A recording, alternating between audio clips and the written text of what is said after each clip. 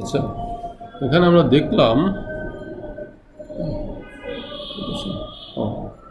এখানে একটা কোশ্চেন আছে না, এক্স এবং ওয়াই যতক্ষণে পর্যায় সারণীর দ্বিতীয় এবং তৃতীয় পর্যায়ের মৌল কি কি মৌল তুমি যদি বলছিলা কি কি কি মৌল? লিথিয়াম আর সোডিয়াম। লিথিয়াম আর সোডিয়াম। আচ্ছা, গুড। তো উভয় যোজ্যতা স্তরে একটি ইলেকট্রন, এটাও ঠিক আছে, লিথিয়াম সোডিয়াম। এক্স ও ওয়াই মৌলের যোজ্যতা ইলেকট্রনের 4টি কোয়ান্টাম সংখ্যার তুলনামূলক আলোচনা করো। তাহলে লিথিয়াম না বের করছি স্যার 4টা। বের করেছো? আচ্ছা, কি আসছে যোজ্যতা ইলেকট্রনের? তাহলে এখানে একটাই তো যোজ্যতা ইলেকট্রন, তাই না? 1s2 2s1 এই ইলেকট্রনটার। আর সোডিয়ামের ক্ষেত্রে কি হবে? 3s1। 3s1। আচ্ছা, 3s1। তাহলে এখানে পার্থক্য কি? এখানে কোয়ান্টাম সংখ্যার তুলনা করি, এখানে n = কত? 2। l = 0।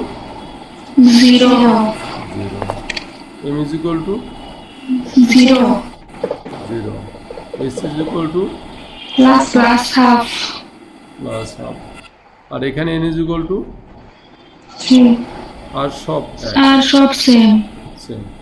তো এখন তারপর তুমি এখন এই তুলনামূলক আলোচনা করলে তোমার এই প্রত্যেকটা কোয়ান্টাম সংখ্যার যে এর মিল কেন অমিল কেন এইটা নিয়ে আলাপ করতে হবে।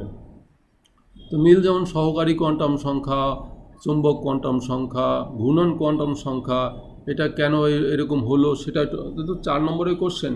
এই প্রত্যেকটা কোয়ান্টাম সংখ্যার সম্পর্কে একটু ডিসক্রিপশন দিতে হবে এই লিথিয়াম এবং সোডিয়ামের আলোকে। তারপরে ভিন্নতা কি? ভিন্নতা হলো দুইটার শক্তি স্তর ভিন্ন, না প্রধান শক্তি স্তর ভিন্ন। আর প্রধান শক্তি স্তরের জন্য প্রধান শক্তি স্তরকে রিপ্রেজেন্ট করে হইল প্রিন্সিপাল কোয়ান্টাম নাম্বার বা প্রধান কোয়ান্টাম সংখ্যা, আর সে কারণে প্রধান কোয়ান্টাম সংখ্যার মানটা ভিন্ন। ঠিক আছে? তো এটা পারলে স্যার এখানে কি এস এর কথা কিছু বলতে হবে, যে এস আসলে কি, এম আর এস? এস মানে এই লিথিয়াম সোডিয়ামের আলোকে প্রত্যেকটা কোয়ান্টাম সংখ্যার কথা বলবো, যে এখানে এই কোয়ান্টাম সংখ্যা কি, বুঝছো? মানে স্যার এখানে যে এস এর মান প্লাস হাফ, বলবো যে এটা প্রথম ইলেকট্রন, এটা প্রথমে প্রবেশ করছে, এর জন্য প্লাস হাফ। এখানে দুইটা যেহেতু একটা ইলেকট্রন এদের একদিকেই ঘুরবে, কিন্তু যেহেতু লিথিয়াম সোডিয়ামের প্রত্যেকেরই এসে একটা করে ইলেকট্রন, সুতরাং দুইটাই একই দিকে ঘূর্ণনশীল থাকবে এবং দুইটারই ঘূর্ণন কোয়ান্টাম সংখ্যার মান 1 হবে, বুঝছো? এইভাবে ব্যাখ্যা করতে পারো।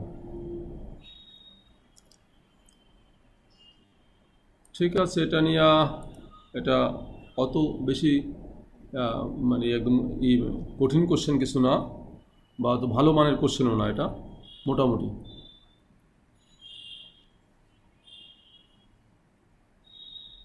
আচ্ছা, এখানে দেখলাম কি, এটা একটা পরমাণু দেখলাম যেখানে n এর মান মানে একদম যোজ্যতা স্তরের যে n এর মান সেটা 4, এটা দেয়া আছে। উদ্দীপকের পরমাণুটির সর্ববহিস্থ স্তরের ব্যাসার্ধ এবং ওই চতুর্থ শক্তি স্তরের ব্যাসার্ধ দেয়া আছে। ওই শক্তি স্তরে ইলেকট্রনের গতিবেগ নির্ণয় করো, পারবে না? হ্যাঁ, এখানে ব্যাসার্ধ দেয়া আছে, শুধু মনে রাখতে হবে যে এটা মিটারে দেয়া আছে। তো আমি এটা মিটারেই বসালাম। এম এর মানটা বসাবো কিসে? আমি গ্রামে বসাবো, কেজিতে বসাবো। পাইয়ের মান তো আর কেজি টেজি নাই, পাইয়ের মান যাচ্ছে তাই বসাবো। এন এর মান হইল 4 বসাবো, এইচ এর মান বসাবো জুল সেকেন্ড। তাহলে আমরা সবগুলোই এসআই বসালাম। তো ভি এর মানটা পাবো কিসে? মিটার পার সেকেন্ড বা meter second inverse 1, meter per সেকেন্ডে পাবো এই ভি এর মানটা। তো সেভাবে আমি করব, তো হয়ে গেল না? এটা যারা বোঝো না তারা একটু আমাকে কোশ্চেন করো অথবা আমাকে থামিয়ে দিও। এগুলো তো করিয়েছি আগে, সেই জন্য আমি একটু বললাম সংক্ষেপে। ঘ নম্বর হলো কি, কোয়ান্টাম সংখ্যার সাহায্যে উদ্দীপকের পরমাণুটির সর্ববহিস্থ স্তরে সর্বোচ্চ ইলেকট্রন ধারণ ক্ষমতা নির্ণয় করো। এটা তো আরও একটু সহজ জিনিস, তাই না? কী করবো বলো তো? সর্বোচ্চ ইলেকট্রন ধারণ ক্ষমতা নির্ণয় করো। কয়টা ইলেকট্রন থাকতে পারবে সেটা তোমাকে নির্ণয় করতে হবে। কি করবা? স্যার যে এম এর মান বের করবো শেষ পর্যন্ত। না, এটা ইলেকট্রন ধারণ ক্ষমতা বলছে। ও আচ্ছা স্যার। একদম ইলেকট্রন, এম তো মানে হইলো অরবিটাল সংখ্যা, তো অরবিটাল সংখ্যাকে 2 দিয়ে গুণ করলে তো ইলেকট্রন ধারণ হ্যাঁ ক্ষমতা সেটাই আসবে। তো স্যার, এম এর মান বের করে 2 দিয়ে গুণ করে দিব। হবে। বা প্রত্যেকটা অরবিটালের জন্য কয়টা ইলেকট্রন সেই হিসাবেও করতে পারবে। তুমি এখানে বলবে n is equal to 4, l is equal to 0, 1, 2, 3, m is equal to 0 এর জন্য 0, 1 এর জন্য -1, 0 + 1, এরকম ভাগ করে করে দেখাবে। 2 এর জন্য কি হয়, 3 এর জন্য কি হয়, তারপর প্রত্যেকটা স্যার ছকে দেখাবো। ছকে দেখালে ভালো হয়, হ্যাঁ ছকটাই বেটার। আবার ডান পাশে তুমি মোট ইলেকট্রন সংখ্যা লিখলে, যে কটা অরবিটাল তার দ্বিগুণ ইলেকট্রন সংখ্যা, সেই হিসাবে তুমি ক্যালকুলেশন করে বের করে যে মোট ইলেকট্রন সংখ্যা এখানে এই কটা। শেষে স্যার 2n স্কয়ারের কথাটা লিখে দেওয়া যায়। 2n স্কোয়ার না, 2n স্কোয়ার এইখানে লেখা, তুমি তো হিসাব করে টোটাল দেখাইছো, এখানে 2n স্কোয়ার এটা তো প্রয়োজন নেই। স্যার না দিলেও চলে।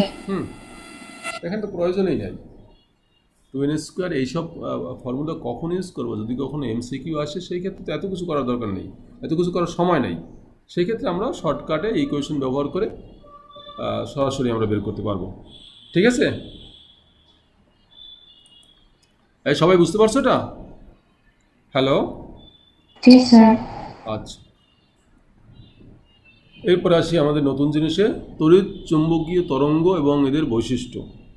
তড়িৎ চুম্বকীয় তরঙ্গ নিয়ে আমরা অনেক কথাবার্তা বলেছি অলরেডি।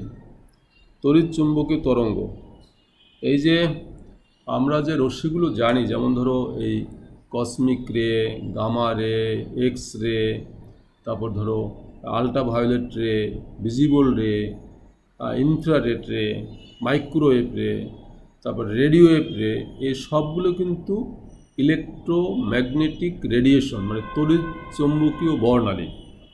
এর এই তড়িৎ চুম্বকীয় বর্ণালীকে আমরা ওই যেগুলো বললাম ওই সব অঞ্চলে ভাগ করতে পারি। মানে এই সব কিছু কিন্তু পরমাণুর সাথে সম্পর্কিত। এর কোনো রশ্মি হয়তোবা পরমাণুর বহিস্থ স্তরে ইলেকট্রনের স্থানান্তরের ফলে তৈরি হয়, কোনোটা আবার নিউক্লিয়াসের পরিবর্তনের ফলে তৈরি হয়, আবার কোনোটা তৈরি হয় হলো পরমাণু এবং আরেকটা পরমাণু মিলে যে অনুগঠন করে, সেই পরমাণু যে ঘূর্ণন আছে, কম্পন আছে, স্থানান্তর আছে, এর শক্তির ফলে উৎপন্ন হয়।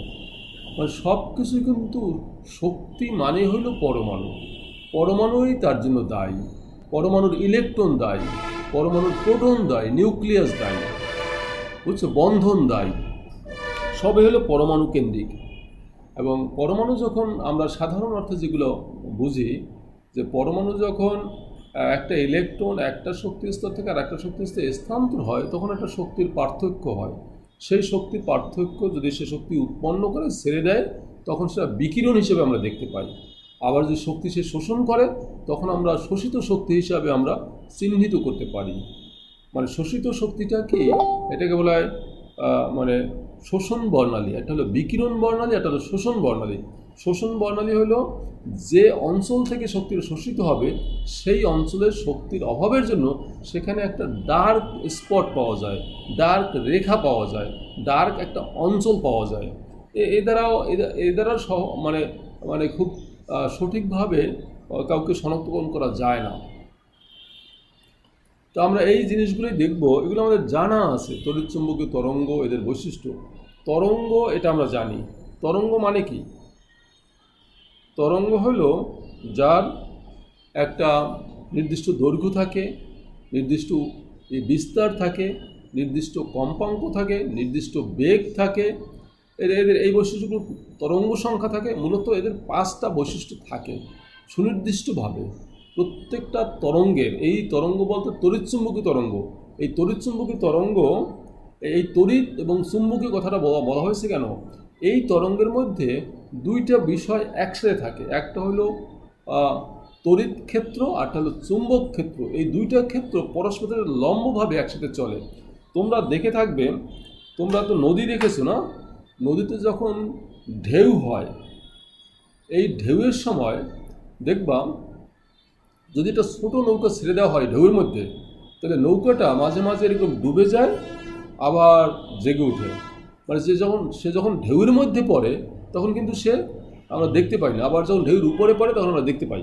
এই তরঙ্গ কিন্তু এটা একটা তরঙ্গের মতো। এখন তরঙ্গটা কিন্তু এটা হচ্ছে উপরের দিকে নিচের দিকে আপ ডাউন, কিন্তু তার মুভমেন্ট হলো আর একদিকে। দেখছো, সে চলতেছে, তার তার ডিরেকশনটা একদিকে, কিন্তু তার যে মুভমেন্ট সেটা কিন্তু তাহলে মুভমেন্টের সাথে তার যেদিকে চলছে সেটা কিন্তু লম্ব। তোমরা কি আমার কথাটা বুঝতে পারছো? হ্যালো হ্যালো জি স্যার, বলেন। এই শুনতে সমস্যা হয় নাকি? না স্যার, শোনা যায় তো। আচ্ছা, তো আমি বলছি শুধু এইটুকু মনে রাখো, ফিজিক্সে হয়তো আরও ডিটেলস পড়বে।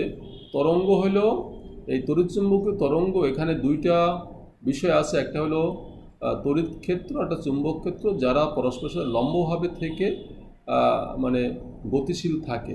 এবং এই তরঙ্গের মধ্যে কিন্তু শক্তি প্রবাহিত হয়। শক্তি একটা অঞ্চল থেকে আর একটা অঞ্চলে যে স্থানান্তর ঘটে শক্তি, সেটাই তরঙ্গের মাধ্যমে হয়। বুঝছো, তরঙ্গ এখানে বাহক হিসেবে কাজ করে, তরঙ্গ রূপে শক্তি প্রবাহিত হয়। তো সেগুলো আমরা একটু দেখব। তো তরঙ্গের আমরা 5টা বৈশিষ্ট্য বলছিলাম। আচ্ছা, তরঙ্গ সম্পর্কে একটু ধারণা এখানে দেওয়া আছে। আচ্ছা, আরেকটা কথা বলছি, সব তড়িৎচুম্বকীয় বর্ণালীর বেগ কিন্তু সমান। এই কথাটা আমি আগেও বলছিলাম, যেটা আলোর বেগের সমান। কিন্তু ইলেকট্রনের বেগ কিন্তু আলোর বেগের সমান না, ইলেকট্রনের বেগ ভিন্ন ভিন্ন হতে পারে। আলো এক প্রকার বিকিরণ, আলো এক প্রকার বিকিরণ শক্তি যা তরঙ্গ হিসাবে প্রবাহিত হয়। বিকিরণ দৃশ্যমান এবং অদৃশ্যমান দুই হতে পারে। যেগুলো আমরা দেখতে পাবো সেগুলো দৃশ্যমান, আর যেগুলো দেখতে পাবো না সেগুলো অদৃশ্যমান। এবং তার একটা নির্দিষ্ট বেগ আছে, এটা আমরা জানি। সাধারণভাবে সকল প্রকার বিকিরণ শক্তিকে তড়িৎচুম্বকীয় বিকিরণ বলে। তড়িৎচুম্বক তরঙ্গ উৎস হতে শক্তি স্থানান্তর হয়, একে বিকিরণ শক্তি বলে। তরঙ্গের বৈশিষ্ট্য দেখো, তরঙ্গের 5টা বৈশিষ্ট্য আছে, তার মধ্যে তরঙ্গ দৈর্ঘ্য একটা। তরঙ্গ দৈর্ঘ্য আমরা জানি, সবাই জানি। দেখো, এই যে পাশাপাশি দুটি তরঙ্গের যে চূড়া, তার যে মধ্যবর্তী দূরত্ব, তাকে আমরা তরঙ্গ দৈর্ঘ্য বলতে পারি। অথবা ট্রাফ মানে খাদ, যেটা তার মধ্যবর্তী দূরত্বকে আমরা তরঙ্গ দৈর্ঘ্য বলতে পারি। অথবা একটা পূর্ণ তরঙ্গ যে দূরত্ব অতিক্রম করে এখান থেকে এসে এই পর্যন্ত, এইটা তরঙ্গ দৈর্ঘ্য। সব ক্ষেত্রে কিন্তু এটা একই রকম। তবে এই তরঙ্গ দৈর্ঘ্য ছোট না বড় হবে এটা নির্ভর করে শক্তির উপর। যদি শক্তি বেশি হয় তরঙ্গ দৈর্ঘ্যটা ছোট হয়ে যায়, আর শক্তি যত কম তরঙ্গ দৈর্ঘ্য বেশি। সেই জন্য আমরা যে এই অঞ্চলের কথা বলছিলাম, তড়িৎচুম্বকীয় বর্ণালী, শক্তিটা কিসের শক্তি? শক্তিটা বিকিরণের শক্তি। ধরো কোনো একটা বস্তু যে শক্তি বিকিরণ করলো, সেই শক্তিটা তরঙ্গ আকারে প্রবাহিত হলো। তরঙ্গের মাধ্যমে শক্তিটা এক জায়গা থেকে আর এক জায়গায় প্রবাহিত হলো। আচ্ছা, সাদা আলো হচ্ছে 60। আচ্ছা, এটা দৃশ্যমান আলোর কি বললাম, এই তরঙ্গ দৈর্ঘ্যকে ল্যামডা দ্বারা প্রকাশ করে, এগুলো আমরা সবাই জানি। দৃশ্যমান আলোর তরঙ্গ দৈর্ঘ্য তার বর্ণ নির্ধারণ করে দেয়। সাদা আলো হচ্ছে 60টি ভিন্ন বিকিরণের সমষ্টি, যাদের বিস্তার 380 টু 780 ন্যানোমিটার। এটা তোমাদের একটু মনে রাখতে হবে। এটা কিন্তু দৃশ্যমান অঞ্চলে তরঙ্গ দৈর্ঘ্য।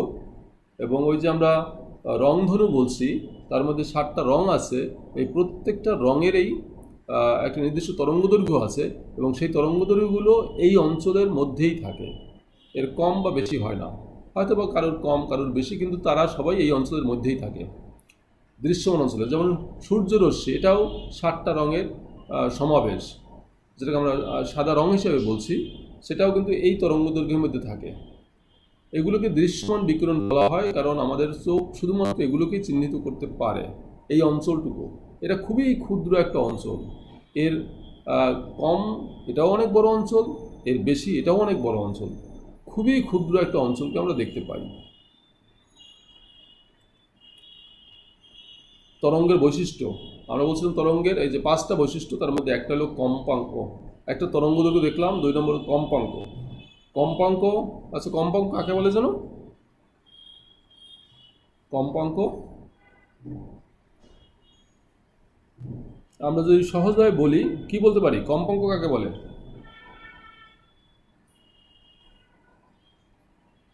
স্যার প্রতি সেকেন্ডে যে স্পন্দন সংখ্যা।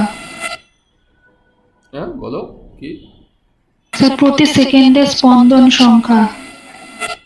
প্রতি সেকেন্ডে স্পন্দন সংখ্যা। আচ্ছা, হ্যাঁ, প্রতি সেকেন্ডে যে কটা পূর্ণ কম্পন সম্পন্ন হয় তার সংখ্যাকে বলা হয় কম্পাঙ্ক বা কম্পন সংখ্যা, তাই না? 1 সেকেন্ডে যে কটা কম্পন সম্পন্ন করে, তো এটা একটি নির্দিষ্ট এটা এখানে লেখা আছে সংখ্যা একটা, এটাকে নিউ দ্বারা প্রকাশ করা হয় এবং এর একক হইল সাইকেল পার সেকেন্ড অথবা হার্টস, এবং হার্টসের বড় এককগুলো আমরা বলি কিলো হার্টস, মেগা হার্টস, এরকম বলি। সাইকেল কি একটা একক? সাইকেল মানে, সাইকেল বলতে বোঝায় এই জিনিসটাকে দেখো, সাইকেল এই যে এখান থেকে শুরু হলো না, এই যে বিন্দু দিয়ে শুরু হলো দেখো, এই যে ঘুরে আবার এই একটা কিন্তু পূর্ণ সাইকেল, এই যে যে বিন্দু থেকে শুরু হলো সেই বিন্দুতে আসলো, কিন্তু বিন্দু মানে বলতে ওই রেখার উপর বিন্দুটাকে বোঝাচ্ছে, ওটা তো গতিশীল, ওই বিন্দু তো আসবে না কোনোদিন, কিন্তু এই যে অবস্থানে ছিল সেই অবস্থায় আসলো। আমি যদি ভেক্টরের কথা চিন্তা করি, তাহলে এখান থেকে এদিকে গেল, আবার সেই দিকে গেল, আবার সেই একটা জায়গায় আসলো, এখানে কিন্তু এখানেও যা এখানেও তাই, ভেক্টরের বিবেচনায় এই হলো একটা সাইকেল পুরো এই পর্যন্ত। বুঝছো কথাটা? এরকম কয়টা সাইকেল দেয় প্রতি সেকেন্ডে? যেমন আমরা এখানে দেখতে পাচ্ছি, যদি এখান থেকে দুইটা সাইকেল, হ্যাঁ, যদি সে 1 সেকেন্ডে এখান থেকে এই পর্যন্ত দূরত্ব অতিক্রম করে, তাতে সে 2টা সাইকেল কমপ্লিট করলো, মানে তার তরঙ্গ দৈর্ঘ্য এরকম টাইপের। হ্যাঁ, সাইকেলের সাথে মানে এই যে একটা সাইকেল, মানে এই একটা সাইকেল সম্পন্ন করছে যে দূরত্ব অতিক্রম করে তাকে আমরা তরঙ্গ দৈর্ঘ্য বলছি। বুঝতে পারছো? হ্যালো, হ্যাঁ স্যার। মালিহা বলছো? না স্যার। খুশি? খুশি বলছো? হ্যাঁ স্যার। সুশীল কণ্ঠ আছে একটু ভাঙা ভাঙা মনে হচ্ছে। আচ্ছা, বেগ, বেগ এটা আমরা তো জানি সবাই, 1 সেকেন্ডে যে দূরত্ব অতিক্রম করে তাকে বেগ বলে, সি দ্বারা প্রকাশ করা হয়।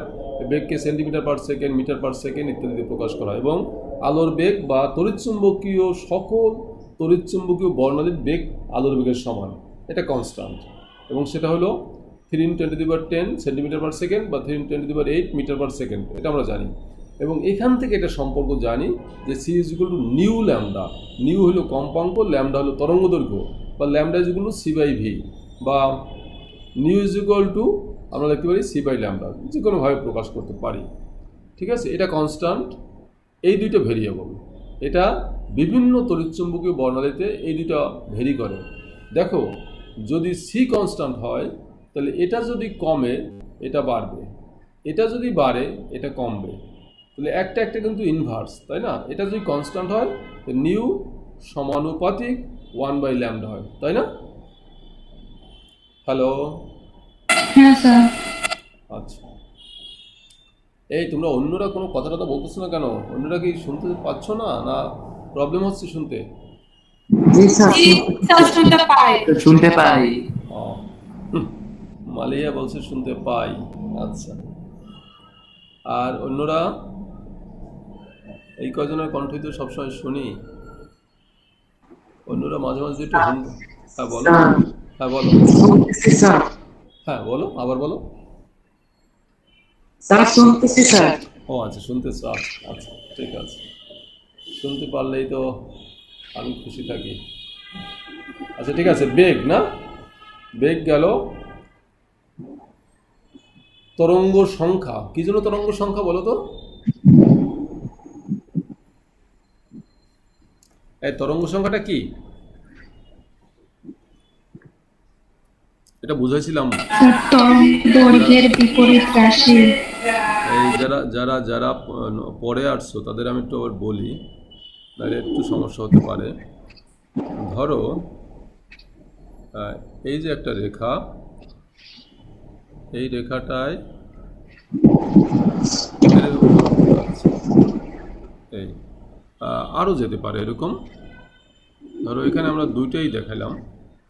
এখন এখান থেকে এই যে এখান থেকে এই কথাটা বলছিলাম আমি আর একবার, তোমাদের হয়তো সবাই মনে যারা তখন ছিল তখন তাদের মনে আছে, আর যারা নতুন আসছো তাদের জন্য বলছি।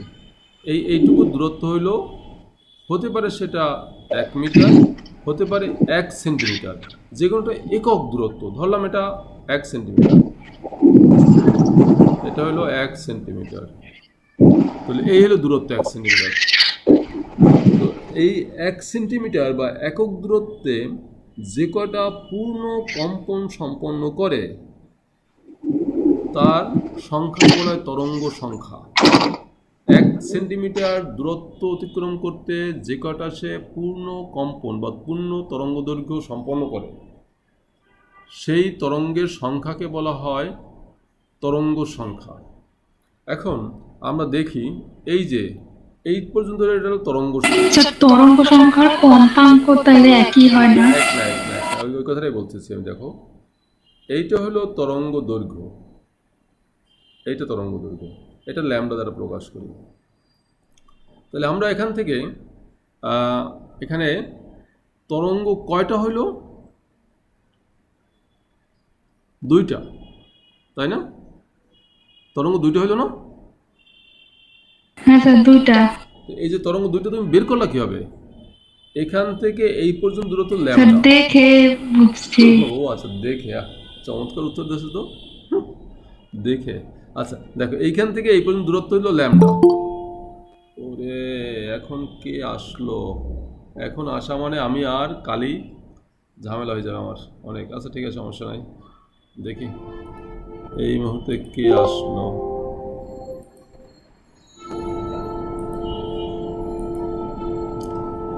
ওরে বাবা, জাইমা, এই জাইমা, জাইমা, এত দেরি করছো কেন? Sorry sir.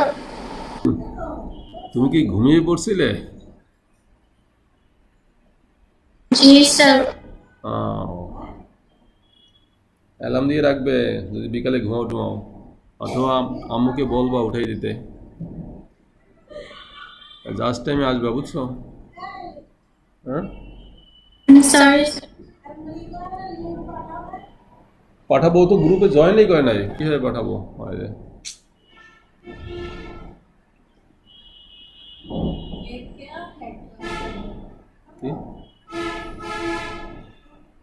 আচ্ছা, তো ও তো গ্রুপে জয়েন করে নাই, না গ্রুপে জয়েন করে আমি লিঙ্ক পাঠাই কি হবে? ও তো সিস্টেমটা জানে না। আচ্ছা, আমি লিঙ্ক পাঠাচ্ছি এখন।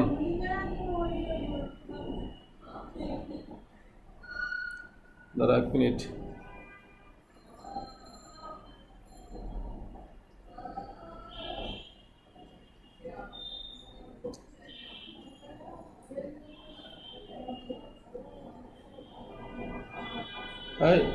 আমার একটু ফেসবুকে নক করতে বলো তো। আমার ফেসবুকে নক করতে বলো। ফেসবুকে নাই, যে মেসেঞ্জারে, মেসেঞ্জারে, ফেসবুকে না, মেসেঞ্জারে, মেসেঞ্জারে নক করলে আমি ওখানে।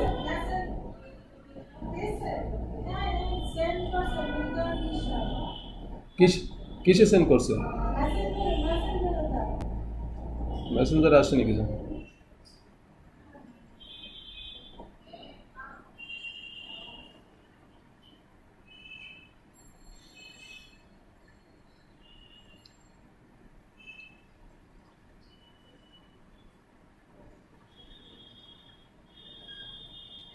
আসেনি এখনো কিন্তু।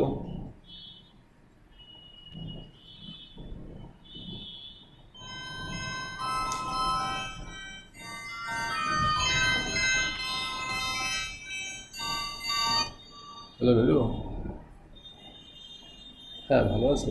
ওই আমি তোর একটু পরে ফোন দিই নাকি? কোনো জরুরি কিছু আছে? আমি পরে ফোন দেবো, ওই ক্লাসের মধ্যে আছি একটা, বুঝছো? কি আপনি কিছু জরুরি কোনো সংবাদ আছে নাকি?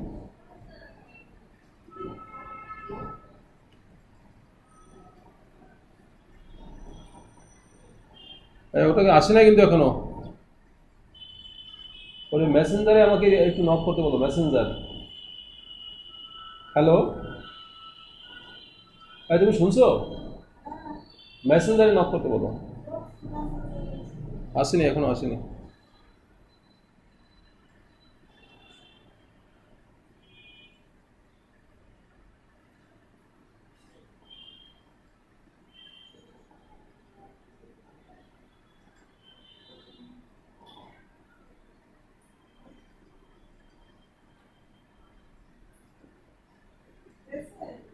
না, মেসেঞ্জারে পাই না।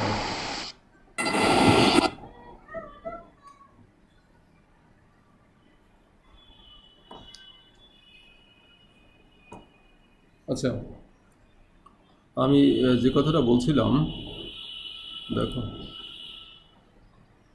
এখন আমাদের এখানে যেতে হবে তাহলে।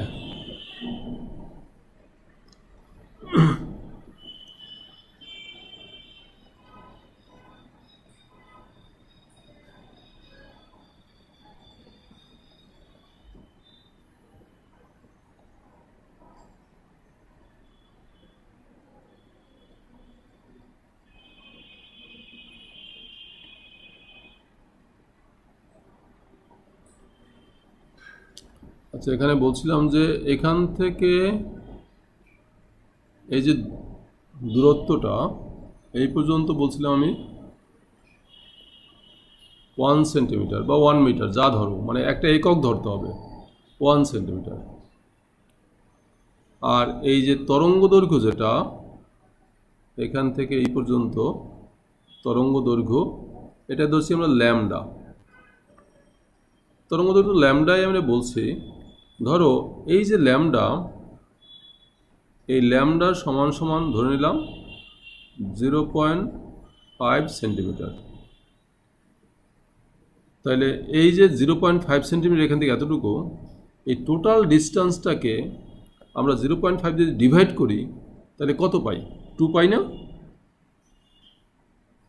এই যে 1 সেন্টিমিটার, এটাকে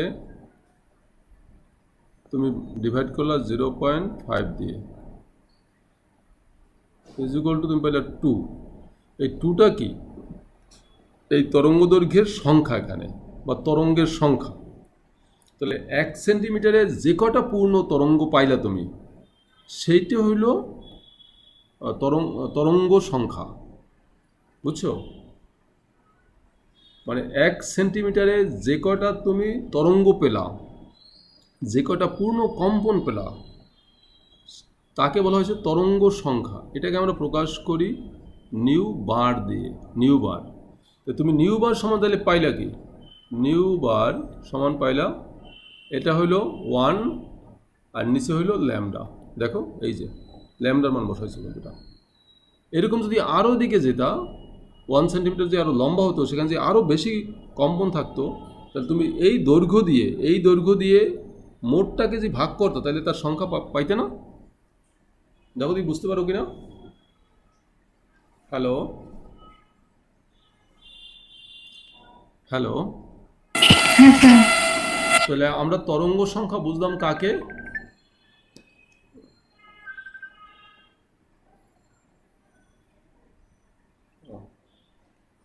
এখন আসছে।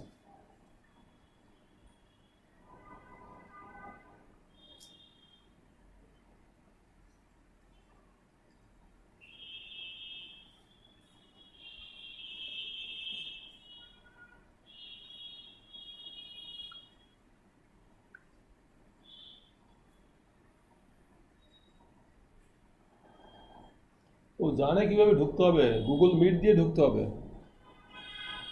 সেটা না জানলে তো আর একটা প্রবলেম হবে না।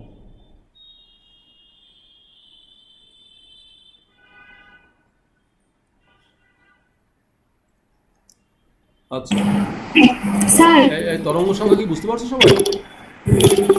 স্যার বলছি এখানে যে ওই 1 সেন্টিমিটার বা 1 মিটার না থেকে যদি অন্য কোনো মান থাকতো 2 বা 3, তাহলে কি স্যার ওখানে নিউ হতো, মানে সমান সমান নিউ হতো? না, তরঙ্গ সংখ্যা বলতেই বোঝায় পার সেন্টিমিটারে, পার মিটারে কয়টা পূর্ণ কম্পন সম্পন্ন হচ্ছে, বা কয়টা তরঙ্গ দৈর্ঘ্য আছে, সেটি তরঙ্গ সংখ্যা। সেখানে পার সেন্টিমিটার, সেখানে 2-3 সেন্টিমিটার যাই থাকুক না কেন, তোমাকে হিসাব করতে হবে পার সেন্টিমিটার। এটা একটা ভিন্ন একক, যেটা পার সেন্টিমিটারে বা পার মিটারে কাউন্ট করা হয়েছে। বুঝছো কথাটা?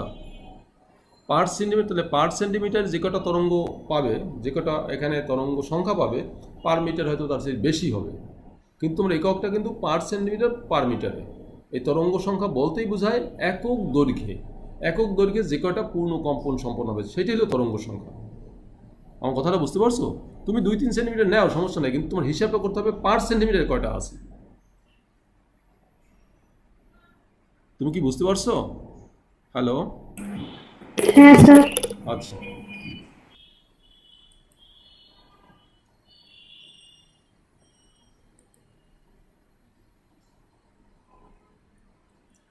তো এটা তরঙ্গ সংখ্যা, যেটাকে আমরা নিউ বার 1/λ দ্বারা প্রকাশ করেছি। বিস্তার কি এটা তো আমরা জানি সবাই, যে যে কোনো একটা তরঙ্গের সর্বোচ্চ যে চূড়া, তলদেশ থেকে সর্বোচ্চ চূড়া পর্যন্ত যে দূরত্ব, তাকে বলা হয় বিস্তার। বা এটাকে আমরা তলদেশ থেকে মানে এর যে তলদেশ বিন্দুর গভীরতাকেও ওই তরঙ্গের বিস্তার বলে, একই হবে দুইটা। উপরের দিকে যেটুকু যাচ্ছে নিচের দিকে ততটুকু গভীরতা হচ্ছে, দুই দিকের যে কোনো দিকে আমরা মাপতে পারলে সেটা হবে বিস্তার। সেটাকে আমরা আমরা প্রকাশ করি কি দিয়া? সাই, না? এটাকে আমরা সাই দিয়ে প্রকাশ করতেছি। তড়িৎচুম্বকীয় বর্ণালী দেখো, তড়িৎচুম্বক বিকিরণের সম্পূর্ণ অঞ্চলকে তড়িৎচুম্বক বর্ণালী হিসাবে অভিহিত করা হয়। বিকিরণগুলোকে তরঙ্গদৈর্ঘ্য কিংবা কম্পাঙ্কের ভিত্তিতে পার্থক্য করা হয়। বুঝছো? তড়িৎচুম্বক বর্ণালীকে তরঙ্গদৈর্ঘ্যের ভিত্তিতে বিভিন্ন অঞ্চলে বিভক্ত করা হয়।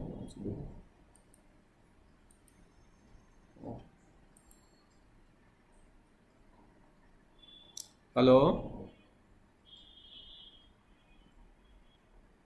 আবার লেট করলাম। হ্যালো? এই মিটে গয়া? মিটে গয়া? হ্যালো? হ্যালো, মিটে গয়া? শুনতেই পাচ্ছি না। আচ্ছা,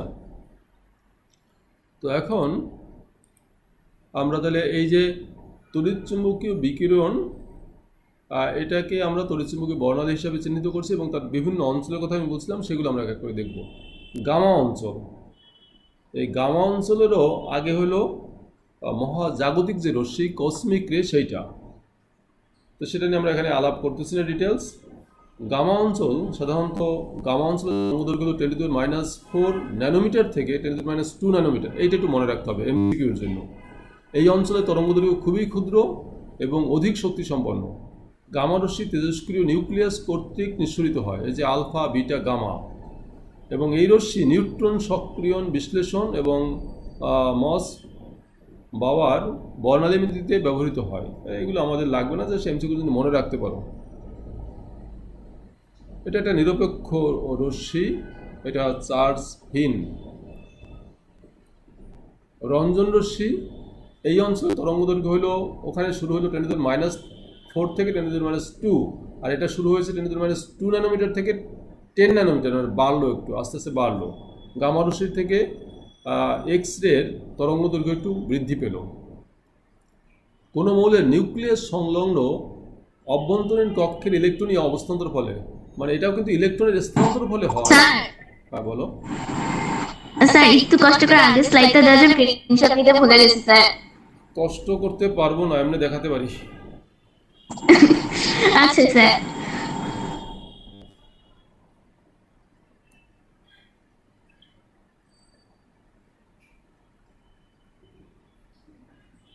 কি হয়েছে? হ্যাঁ স্যার, হয়ে গেছে। আচ্ছা, দেখো, এখন এক্স রে বা রঞ্জন রশ্মি, সেটা হলো 10⁻² ন্যানোমিটার থেকে 10 ন্যানোমিটার এর মধ্যে বিস্তৃত। আর এটা কি বলা হয়েছে? কোনো মৌলের নিউক্লিয়াস সংলগ্ন অভ্যন্তরীণ কক্ষের ইলেকট্রনীয় অবস্থানান্তরের ফলে। এটা মূলত হলো, ধরো একটা পরমাণুর যে বহিস্থ স্তরে ইলেকট্রন, তার সাথে ভিতরের নিউক্লিয়াসের আকর্ষণ সবচেয়ে কম থাকে।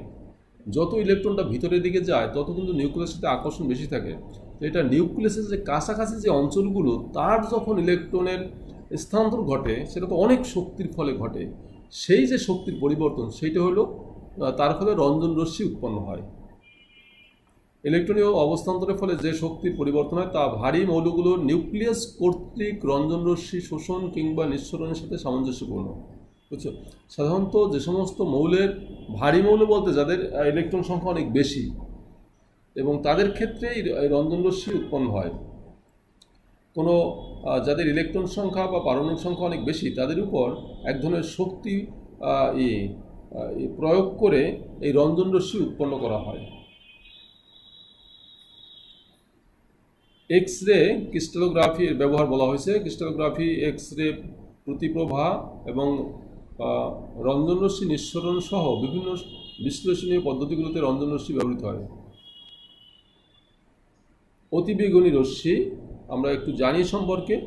অতিবেগুনি রশ্মি ও পরমাণু বা অণুতে আবদ্ধ ইলেকট্রন অবস্থান্তরের প্রাককালে শোষিত কিংবা নিঃসৃত। এটা হলো কোনো পরমাণুর বহিস্থ স্তরের সবচেয়ে শিথিলযোগ্য যে ইলেকট্রন, সেই ইলেকট্রন অপসারণে যে শক্তির পরিবর্তন হয় বা সেই ইলেকট্রনের স্থানান্তরে যে শক্তির পরিবর্তন হয় সেটা হলো দৃশ্যমান অঞ্চলের। আর তার চেয়ে যাদের ইলেকট্রনের আকর্ষণ একটু বেশি নিউক্লিয়াসের সাথে, তাদের স্থানান্তরে পরিবর্তন উৎপন্ন হয় অতিবেগুনি রশ্মি এবং তার তরঙ্গদৈর্ঘ্য এখানে শেষ হলো 10 ন্যানোমিটার, এখানে শুরু হলো 10 ন্যানোমিটার থেকে 380 ন্যানোমিটার পর্যন্ত এটা বিস্তৃত তরঙ্গদৈর্ঘ্য। অতিবেগুনি রশ্মির বিভিন্ন অঞ্চল দেখো, এই যে 10 থেকে 380 ন্যানোমিটার তার ব্যবহার এখানে বলা হয়েছে। যেমন 10 থেকে 380 ন্যানোমিটারের মধ্যে এই কাজে ব্যবহার করা হয়। 30 থেকে 200 এটা, 230 থেকে 365 এটা, 230 থেকে 380 এটা, 240 এরকম বিভিন্ন আছে। এগুলো জাস্ট মনে রাখা এমসিকিউর জন্য, যারা মেডিকেলে পরীক্ষা দিবে তাদের জন্য এটা বেশি দরকার। ঠিক আছে? দৃশ্যমান অঞ্চল দেখো, এটা সম্পর্কে আমরা জানি। দৃশ্যমান অঞ্চল সমগ্র তড়িৎচুম্বক বর্ণালীতে দৃশ্যমান অঞ্চল একটি ক্ষুদ্র অংশ মাত্র এবং এর ব্যাপ্তি আমি বলছিলাম এর আগে। এটা 380 হবে, 380 থেকে 780 হবে। 750ও ঠিক আছে, এটা তো একটা অ্যাপ্রক্সিমেট ভ্যালু, তো সেজন্য তুমি 750 লিখতে পারো, 780 লিখলে একটু ভালো হয়। মানব চোখে এই অঞ্চলটি দৃষ্টিগোচর হয়। সাদা আলো দৃশ্যমান অঞ্চলের সকল তরঙ্গদৈর্ঘ্যের সমষ্টি মাত্র। সাদা আলোকে বিভিন্ন তরঙ্গদৈর্ঘ্যে পৃথক করলে রংধনুর সব রং আবির্ভূত হয়। পরমাণু কিংবা অণুতে বহিস্থখোলকের ইলেকট্রন অবস্থানান্তরের ফলে দৃশ্যমান রশ্মি শোষিত কিংবা নিঃসরিত হয়। পরমাণু কিংবা অণুতে বহিস্থখোলকের ইলেকট্রন, বুঝছো? এই দৃশ্যমান অঞ্চলটা পরমাণুর বহিস্থ স্তরে ইলেকট্রন এর স্থানান্তরের জন্য দায়ী। বহিস্থখোলকের ইলেকট্রন, ভ্যালেন্সিয়াল ইলেকট্রন যখন উচ্চ শক্তির স্তর থেকে নিম্ন শক্তির স্তরে প্রত্যাবর্তন করে তখন তা সেই কম্পাঙ্ক বা তরঙ্গদৈর্ঘ্যে আলো নিঃসরণ করে যা উক্ত পরমাণু কর্তৃক ইলেকট্রন উচ্চ স্তরে অবস্থান্তরের সময় শোষণ করেছিল। এটার মানে হলো একটা ইলেকট্রন, একটা পরমাণু যখন সাধারণ অবস্থায় আছে, আমরা শক্তি প্রয়োগ করলাম, শক্তি সে গ্রহণ করে সে নিম্ন শক্তির স্তর থেকে উচ্চ শক্তির স্তরে গেল, পরক্ষণে আবার উচ্চ শক্তির স্তর থেকে নিম্ন শক্তির স্তরে ফিরে আসলো। এই যে শক্তিটুকু, এইটি হলো দৃশ্যমান অঞ্চলের। এখানে কথাটা বলেছে যে শক্তি সে শোষণ করেছিল নিম্ন থেকে উচ্চ যাওয়ার সময়, আবার সেই শক্তি সে উচ্চ থেকে নিম্নে আসার সময় বিকিরণ করলো, এই কথাটা বলছে। এবং সেই বিকিরিত রশ্মিটি হলো দৃশ্যমান অঞ্চলের। দৃশ্যমান আলোক রশ্মির তরঙ্গদৈর্ঘ্য 380 থেকে এটা 780 হবে, এটা 780, একটু ভুল আছে, 750 না 780 হবে, এটা 780 লিখে নিও। সমগ্র তড়িৎচুম্বকীয় বর্ণালীতে দৃশ্যমান অঞ্চল একটি ক্ষুদ্র অংশ মাত্র। এর ব্যাপ্তি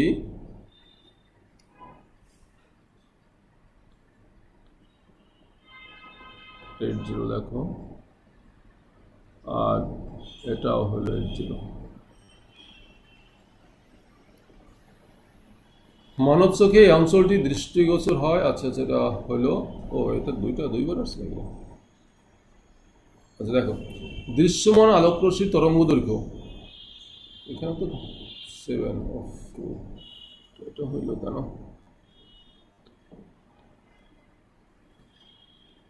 দেখো, বেগুনি 380 থেকে 425 ন্যানো, এটা একটু মনে রাখতে হবে। ওই আমরা অঙ্ক টঙ্ক করার সময় আমরা অনেক সময় ফেস করছিলাম যে এটা কোন বর্ণের আলোক রশ্মি, তোমার এটা মনে থাকলে পর তুমি সেটা লিখতে পারবে। এটা 380 থেকে 424 ন্যানোমিটার, নীল হলো 424 থেকে 450 ন্যানোমিটার, আসমানি হলো 450 থেকে 500, সবুজ হলো 500 থেকে 575, হলুদ হলো 575 থেকে 590, কমলা হলো 590 থেকে 647, আর লাল হলো 647 থেকে 780। বলো বলো। স্যার যদি কোনো অ্যান্সার আসে স্যার হচ্ছে 450 ন্যানোমিটার, তাহলে স্যার আমি কোনটার মধ্যে লিখবো, নীলের মধ্যে না আসমানির মধ্যে? 450 যদি আসে না, হ্যাঁ স্যার, আপনি তো স্যার 450 থেকে আসছে, আবার নীলেরও লাস্টে 450। মানে এরকম সুলচেরা বিশ্লেষণ করা তো এই ক্ষেত্রে একটু মুশকিল হয়ে যায়, তাই না? তো এরকম যদি এরকম ফেস করা খুব, আমার মনে হয় এরকম করবা কিনা সন্দেহ আছে। তবু যদি করো তখন তুমি নীল আসমানি যেটা লিখবা সেটাই কারেক্ট ধরা হবে, বুঝছো? স্যার প্রায় সব লেখাতেই তো শেষেরটা আবার প্রথমটা মিল, বেগুনি লাস্টেরটা নিলে প্রথমটা। এটা একদম ধরো এই যে দাড়িপাল্লা দিয়ে কাটায় কাটায় মিল তা না তো, এটা রেঞ্জ। ধরো একটা কালার শেষ হয়ে গেল, আস্তে আস্তে ফেড হয়ে হয়ে আর একটা কালার আস্তে আস্তে হলো, তো ওইরকম একটা জায়গায় আছে যে জায়গাটায় আসলে কোনো কালারই থাকে না, বুঝছো? এটা 450 বা এটাও ধরো এই 450, দুইটাই ওই জায়গাটা হলো ওর কোনো কালারই থাকে না, বুঝতে পারছো না কথাটা? মানে তোমরা আমার কথাটা কি তোমাদের কাছে ক্লিয়ার হয়েছে? ধরো বেগুনি থেকে যখন নীল হয়, বেগুনির কালারটা আস্তে আস্তে, বেগুনির যে কালার এটা ইন্টেন্সিটি বা তীব্রতা, সেইটা আস্তে আস্তে হালকা হয়ে হয়ে আস্তে আস্তে নীলটা শুরু হয়, তাই না? মাঝখানে কিন্তু এমন একটা অঞ্চল থাকে সেখানে বেগুনি নীল দুইটাই থাকে, বুঝছো কথাটা? দুইটারই সমন্বয় থাকে একটা অংশ। একদম ধরো একদম শার্প সেন্স যে এইটা বেগুনি এইটা নীল, একদম শার্প দেখা গেল, ওরকম না কিন্তু। এটা একটা ইয়ের মতো, ওই যারা ছবি টবি আঁকে তা ওরা আরও ভালো বুঝতে পারবে। কে যেন এখানে আছে? অন্বিতা, হ্যালো, এই অন্বিতা, হ্যাঁ স্যার। তুমি নাই আজকে? হ্যাঁ তুমি নাই? আছি স্যার। ও, তুমি তো এই কালারটা একটু ভালো বোঝো মনে হচ্ছে, তাই না? এই যে বেগুনি নীল হ্যাঁ, বেগুনি নীল আসমানি, এই যে বেগুনি আর নীল এই দুইটা যখন একটা থেকে আর একটা শুরু হয়, তো এইরকম কি বোঝা যাবে কালারটা? না মানে একটা ওই যে কি বলা হয়, কি বাংলা বলা যায় এটাকে, আস্তে আস্তে তার ওই এটা একটু পরিবর্তন হয়, মানে আস্তে আস্তে ফেড বলতে ওটার ইন্টেন্সিটিটা কমে যায়, অথবা ওটা কি বলা যায়, আর কমে যেয়ে অন্যটা আস্তে আস্তে তীব্রতা বৃদ্ধি পায়, তাই না? তাহলে একটা শার্প চেঞ্জ তো বোঝা যাবে না, যাবে কি অন্বিতা? স্যার এই লেখাগুলোর কালার যেমন বোঝা যাচ্ছে সেভাবে বোঝা যাবে। এই কালার তো আমি দিয়েছি সেজন্য বোঝা গেছে না, আমি বলছি হ্যাঁ মানে হ্যাঁ, আপনি যেটা বলছেন সেটা ঠিক। বাস্তবে তো সেটা আসলে বোঝা যাবে না ওইভাবে, তাই না? যে আসলে একটা থেকে আরেকটা যখন শুরু হবে, একদম যে নীল শুরু হলো আসমানির একদম পুরো কালারটা যে আসমানির মতোই হবে তা না, কিন্তু সেখানে আসমানির হালকা অংশ আস্তে আস্তে আসবে এবং আস্তে আস্তে তীব্রতা বাড়বে, এবং যখন সে সবুজের দিকে যাচ্ছে সেটা কী হবে, আস্তে আস্তে সবুজের তীব্রতা বাড়বে, আসমানিটা আস্তে আস্তে ফেড হয়ে যাবে। তো মাঝখানে দুইটার একটা অঞ্চল থাকবে যেখানে ওই দুইটার সমন্বয় একটা কালার ওখানে থাকবে, তাই না? তুমি বুঝতে পারছো? হ্যালো, আচ্ছা স্যার, যদি আমাদের 50 কোনো সময় আসে মান, তাহলে কি আমরা দুইটা লিখতে পারি যে নীল বা আসমানি হবে? ওইরকম মানে গত 2 বছর আগে বোর্ডে একটা কোশ্চেন আসছিল, সেখানে আমরা সবাই মিলে সিদ্ধান্ত নিলাম এক্ষেত্রে স্টুডেন্ট নীল লিখলেও কারেক্ট, আসমানি লিখলেও কারেক্ট, বুঝছো? এমন একটা ধরো এই 450 না, যদি সেখানে 450 না হয়ে সেখানে 4 হয়, ধরো 445 হয়, 440 হয়, সেখানেও যদি কেউ আসমানি লেখে কোনো সমস্যা নেই, বুঝছো? এখানে মার্কস কাটা হয় না। বাস্তবতা তো এরকমই আসলে, ওর তো ওইরকম বোঝা যায় না ওখানে। আমরা লেখার ক্ষেত্রে এরকম লিখছি এটা তো একটা মানে একটা অ্যাজামশন, একটা আন্দাজ এরকম ধরে এরকম করা হয়েছে। তো এরকম শার্প এরকম বোঝা তো মুশকিল এই জায়গাগুলো, সেজন্য যে কোনো একটা লিখলেই হবে। আর 450 লিখলে তো নীল লিখলে হবে, আসমানি লিখলে হবে, হবে এটা অবশ্যই হবে। ঠিক আছে? জি স্যার। আচ্ছা, তো এই চার্ট যেটা আছে একটু পারলে মনে রাখো, সুবিধা হবে। যদিও মুখস্থের পক্ষপাতী আমি না, তারপরে মনে রাখলে সুবিধা হবে একটু। অবলোহিত অঞ্চল, যেটা দৃশ্যমান অঞ্চলের চেয়ে একটু বেশি, এটা কার, কে এর জন্য দায়ী? অবলোহিত অঞ্চল,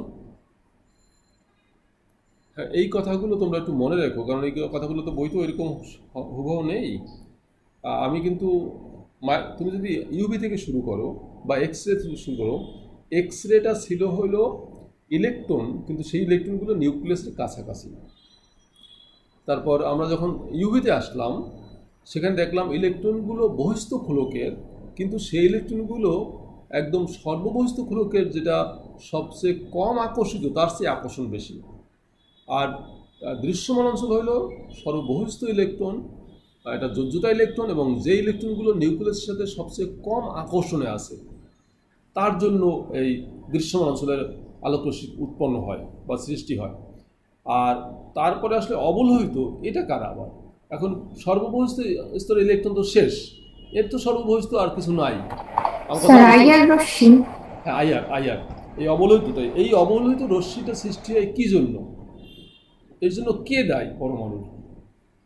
আমার কথাটা বুঝতে পারছো তুমি? তোমাদের কি মনে হয়? তোমরা একটু উত্তর করো, তোমাদের কি মনে হয়? এই যে অবলোহিত অঞ্চলটা, আমরা দৃশ্যমান দেখলাম, তার আগে ইউভি দেখলাম, এক্স রে দেখলাম, সেগুলো পরমাণুর ইলেকট্রন কেন্দ্র, আকর্ষণ, এর সাথে আমরা কথাগুলো ব্যাখ্যা করেছি। কিন্তু দৃশ্যমান অঞ্চল ছিল হলো সর্ববহিস্থ স্তর এর ইলেকট্রন, যেটা নিউক্লিয়াসের সবচেয়ে কম আকর্ষণে আছে, এর চেয়ে কম আকর্ষণে আর কেউ নাই। তাহলে অবলোহিত অঞ্চল, এটাও তো পরমাণুর জন্য দায়ী। তাহলে এর কি দায়ী, কি মনে হয় তোমাদের? নিউট্রন। ওরে বাবা, নিউট্রন মারাত্মক শক্তির জিনিস, তো কেন্দ্রে থাকে। নিউট্রন পরিবর্তনের ফলে তো তৈরি হয়ে যায় ওই যে তেজস্ক্রিয় রশ্মি। কেন্দ্রের দিকে যাইও না, বিপদ দিকে খুব। আমরা তো স্যার নির্দিষ্ট কম্পন শক্তি স্তর থেকে উচ্চতর কম্পন শক্তি স্তরে উন্নতির ফলে। কম্পন শক্তি মানে আমি বুঝলাম না, বুঝাই বলো তো, কম্পন শক্তিটা কি? তুমি কে বলছো? স্যার প্রকৃতি।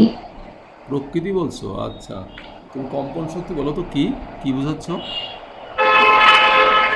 স্যার যে আইআর অঞ্চলে রেডিয়েশন শোষণ করলে কোনো নির্দিষ্ট কম্পন শক্তি স্তর থেকে। এই ওর ওর কথাটা কি তোমরা কেউ বুঝতে পারছো? হ্যালো, এই বিজ্ঞজনেরা, তোমরা কেউ কিছু বুঝতেছো ওর কথাটা? জি না স্যার। আচ্ছা, ও কিন্তু একটা সঠিক কথা বলেছে, বুঝছো?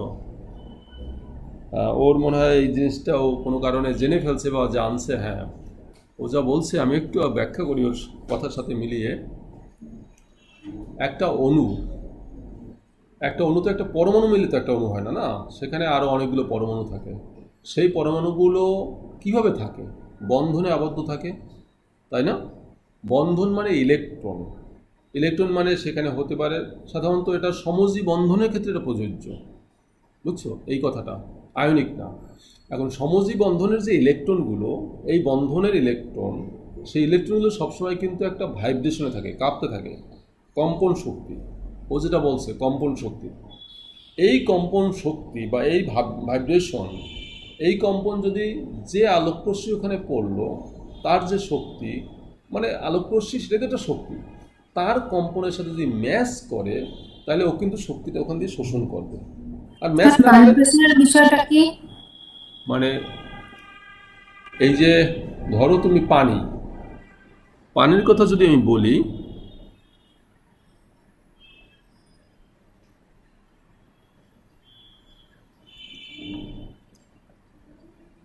এলো অক্সিজেন, আর এই হলো হাইড্রোজেন একটা, এই একটা হাইড্রোজেন। এই হাইড্রোজেন মানে এখানে দুইটা ইলেকট্রন আছে, এই অক্সিজেনের একটা ওর একটা, এখানে দুইটা ইলেকট্রন আছে, ওরা মিলে একটা বন্ধন করছে। এখন এখানে ধরো আরও আছে, এই যে মুক্তজ ইলেকট্রন আছে। এখন এই সমযোজী যৌগ লাগবে, হ্যাঁ কি বলছো? সমযোজী অণু লাগবে।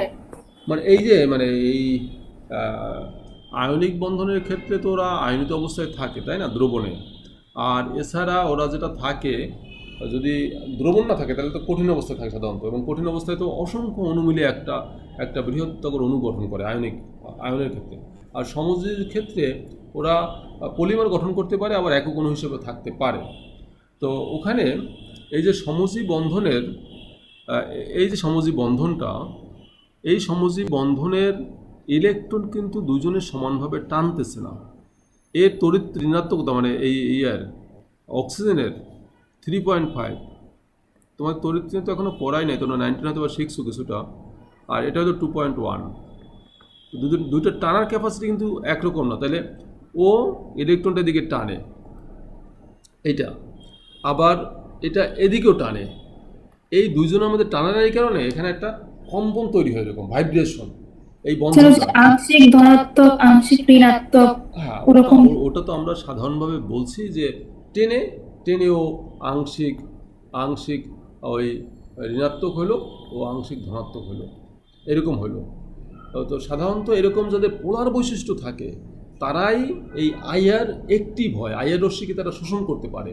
মূলত হয়টা কি, এই যে আমি বললাম না যে ইলেকট্রনগুলো টানে অক্সিজেন, তো অক্সিজেনটা হাইড্রোজেনও তো টানবে, মানে হয়তো অক্সিজেনটা বেশি টানবে, ফলে ওই বন্ধন ইলেকট্রনটা একবার ধরো এদিকে নিচের দিকে আসে, আর একবার ওই যে একটা স্প্রিংয়ে যদি আমরা একটা ভারী বস্তু ঝুলিয়ে হঠাৎ টেনে ছেড়ে দেই, তাহলে কিন্তু ওটা এরকম কাঁপতে থাকে, এই যে একটা ভাইব্রেশন।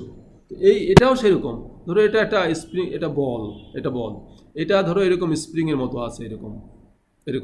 তাহলে এখন তুমি যখন এটা টেনে ধরলা আবার ছেড়ে দিলা, তখন এদের মধ্যে একটা ভাইব্রেশন হবে। এই যে ভাইব্রেশন, এই যে কম্পন, এই কম্পন বা কম্পাঙ্ক যদি যে আলোকরশ্মি পড়লো সেই আলোকরশ্মির সাথে ম্যাচ করে, তাহলে কিন্তু ওখান থেকে শক্তিটা সে শোষণ করবে, এবং ওখানে যে শক্তির পরিবর্তনটা হবে সেটা হলো আইআর অঞ্চলের অন্তর্ভুক্ত। অর্থাৎ আইআর অঞ্চলের যে শক্তি, সেই শক্তি দ্বারা এরা রেসপন্স করলো। এই জন্য এই যৌগকে বলা হয়েছে আইআর অ্যাক্টিভ, বুঝছো?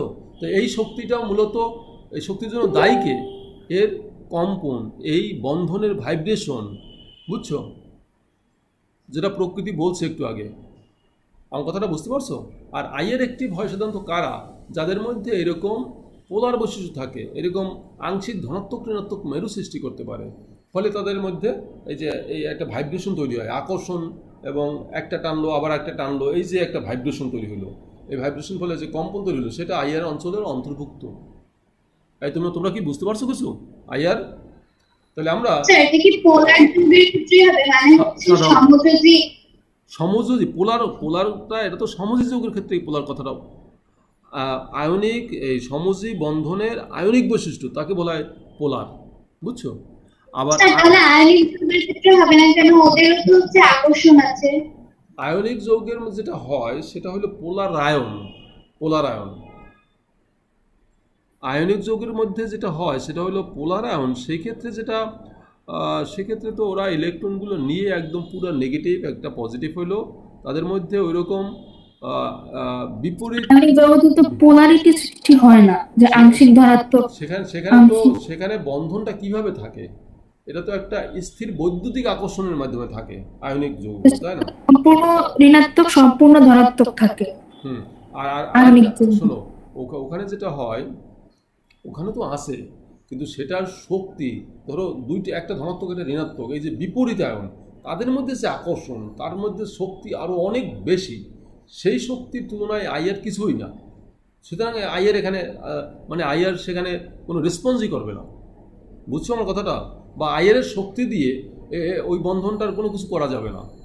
আর এখানে এই যে বন্ধনের শক্তি যেটা, সেটা তো ভাইব্রেশনের শক্তি, এটা খুব কম, তুলনামূলকভাবে কম, আর সেই শক্তিটুকু আইআর অঞ্চলের অন্তর্ভুক্ত। এই জন্য আইআর দ্বারা আমরা এটাকে প্রভাবিত করতে পারি। আমার কথাটা তোমরা বুঝতে পারছো যে আয়নিক যৌগ কেন হয় না? কারণ আয়নিক যৌগের শক্তির পার্থক্য অনেক বেশি।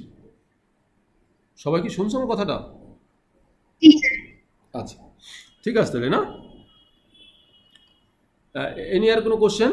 তো আইআরটা আমরা কি বুঝতে পারছি এই বন্ধনের জন্য দায়ী, তাই না? তোমরা কি বুঝছো কথাটা? আচ্ছা, এখন এই আইআর দেখো, এখানে এই তরঙ্গ দৈর্ঘ্য দেখো কত পার্থক্য এখানে হইল। এটা ওটাই ছিল কত মনে আছে? দৃশ্যমান অঞ্চল 780-তে শেষ হয়েছে, 780 ন্যানোমিটার। আর এখানে দেখো 800 ন্যানোমিটার, বা তুমি 700 ন্যানোমিটার 780 ন্যানোমিটার বলো, কোনো সমস্যা নাই। তো 800 অ্যাপ্রক্সিমেটলি 800 ন্যানোমিটার থেকে কত এখানে একক, দশক, শতক, সহস্র, অযুত, লক্ষ, কত হইল বলো? 3 লক্ষ। মানে 800 ন্যানোমিটার থেকে 3 লক্ষ ন্যানোমিটার, এদের মধ্যে এই রেঞ্জটা তরঙ্গ দৈর্ঘ্য এত। এই 3 লক্ষ ন্যানোমিটার এটাকে আমরা লিখতে পারি 300 মাইক্রোমিটার। বুঝছো? মানে আমরা এই যে মাইক্রোমিটারটা কি, আমরা এই যে 1 micrometer is equal to 1000 nanometer. মানে মাইক্রোমিটারটা অনেক বড় একক। এই 3 লক্ষ ন্যানোমিটার, এটা এই মনে রাখা একটু কষ্টকর, সেজন্য এটাকে আরও একটু বড় এককে ট্রান্সফার করলো, মাইক্রোমিটার, 300 মাইক্রোমিটার। মাইক্রোমিটার মানে হলো 1 meter is equal to 10⁶ micrometer. এই কথাগুলো আমি বলছিলাম মনে হয় কখনো। এই যে 1 meter is equal to 10⁶ micrometer, অথবা 1 micrometer is equal to 10⁻⁶ meter. আর 1 ন্যানোমিটার ইজ ইকুয়াল টু 10⁻৯ meter. 1 micrometer is equal to 10⁻³ nanometer. ঠিক আছে? আচ্ছা, এই এই এই অবলোহিত অঞ্চলটাকে আবার 3টা ভাগে ভাগ করা হয়েছে। একটা হলো নিয়ার আইআর, যেটা হলো এই 800-এর কাছাকাছি দেখো 0.75 মাইক্রোমিটার বা 750 ন্যানোমিটার থেকে 2.5 মাইক্রোমিটার বা এত ন্যানোমিটার। এটা চিকিৎসা ক্ষেত্রে ব্যবহৃত হয়। এটা মিডল আইআর, যেটা হলো এই ভ্যালুগুলো একটু মনে রাখো। এই যেটা আমরা আগে আলাপ করলাম, জৈব যৌগের কার্যকরীমূলক, জৈব যৌগ মানে সে সব সমযোজী বন্ধন, জৈব যৌগের কার্যকরীমূলক শনাক্তকরণে আইআর স্পেকট্রোস্কোপিতে ব্যবহৃত হয়। আর ফার আইআর চিকিৎসা ক্ষেত্রে ব্যবহৃত হয়। আচ্ছা শোনো, আর একটা কথা হলো, এই আইআর তো একটা শক্তি আমাদের শরীরে, বিশেষ করে আমাদের স্কিনে অনেক সময় অনেক ধরনের এর ভিতরে অনেক ধরনের ডিস্টার্ব হয়। ধরো আমাদের ব্লাড সার্কুলেশনের যে পথ, আর্টারি, এটা কোনো কারণে ব্লকিং হয়ে গেল, যে কারণে ওই জায়গাটায় হয়তো বা রক্তটার সঞ্চালিত হবে না। যে জায়গায় ব্লক হবে তার পরবর্তী অংশ রক্ত সঞ্চালন করতে পারবে না, যে কারণে সেই অঞ্চলটা কিন্তু ইনএক্টিভ হয়ে যাবে আস্তে আস্তে। তো আইআর দ্বারা কী করতে হবে? আইআর তো একটা শক্তি, সেই শক্তিটা ওই অঞ্চল যদি প্রবাহিত করি, তাহলে ওই যে ব্লকিংটা যেখানে হয়েছিল তার আর্টারিটায় আমরা আইআর দিলাম, মানে একটা তাপ দিলাম। আইআর তো একটা শক্তি, তাপ, সেই তাপে আর্টারিটা এক্সপান্ড করবে, এক্সপান্ড করলে ওই ব্লকটা ছুটে যায়। এভাবে স্কিনেরও চিকিৎসা করা হয় আইআর দ্বারা। আমাদের শরীর থেকে এক ধরনের রেডিয়েশন কিন্তু অনবরত হচ্ছে, এটা কিন্তু আইআর অঞ্চলের অন্তর্ভুক্ত। তো এই রেডিয়েশন, এটা আমরা রেকর্ডার থেকে যদি আমরা এটাকে রেকর্ড করতে পারি, তাহলে আমার শরীরের সুস্থতা এটাও আমরা বুঝতে পারি। কারণ মানুষের শরীরে যদি স্বাভাবিক থাকে তাহলে এক ধরনের আইআর সে রেডিয়েট করবে।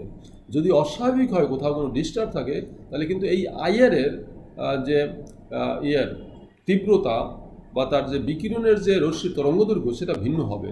সেই ভিন্ন থেকে আমরা বুঝবো যে আমার এই ধরনের প্রবলেম আছে শরীরে। ঠিক আছে? সব কিন্তু শক্তির সাথে সম্পর্কিত। মাইক্রোওয়েভ, এটা আর একটু বেশি তরঙ্গদৈর্ঘ্য, 10⁶ থেকে 10⁸ ন্যানোমিটার। এটা কি? এটা কোন অঞ্চলের? আমরা দেখলাম অণুর মধ্যে পরমাণুর বন্ধনের জন্য দায়ী হইল আইআর। মাইক্রোওয়েভ দায়ী কিসের জন্য বলো? কিসের জন্য দায়ী?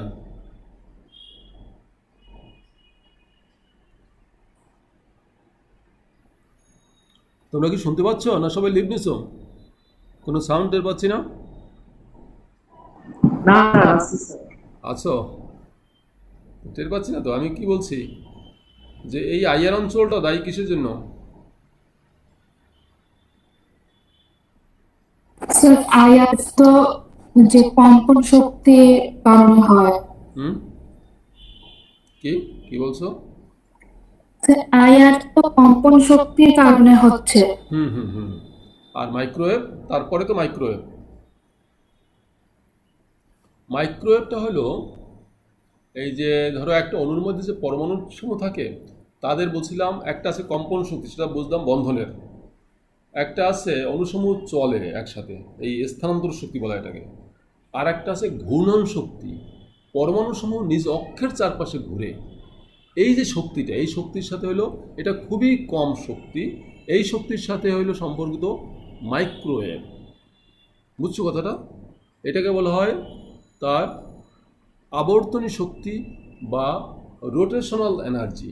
রোটেশনাল, এই যে চারদিকে সে ঘুরতেছে, ঘূর্ণন শক্তি, এর জন্য হলো মাইক্রোওয়েভ দায়ী।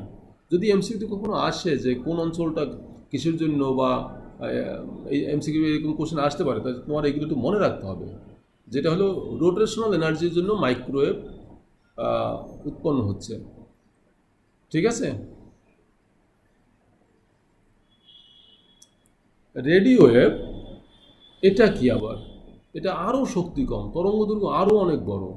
দেখো, এটা হলো 3×10⁹ থেকে 3×5, ও এটা 15 হবে,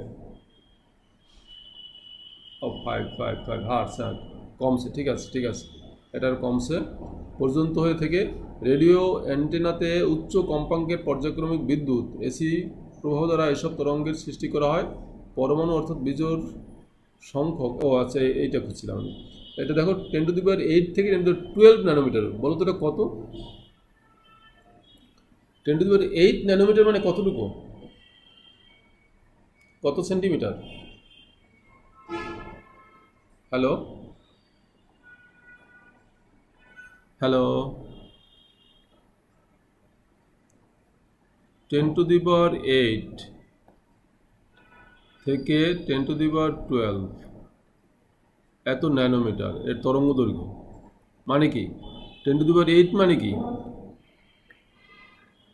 10 সেন্টিমিটার, তাই না?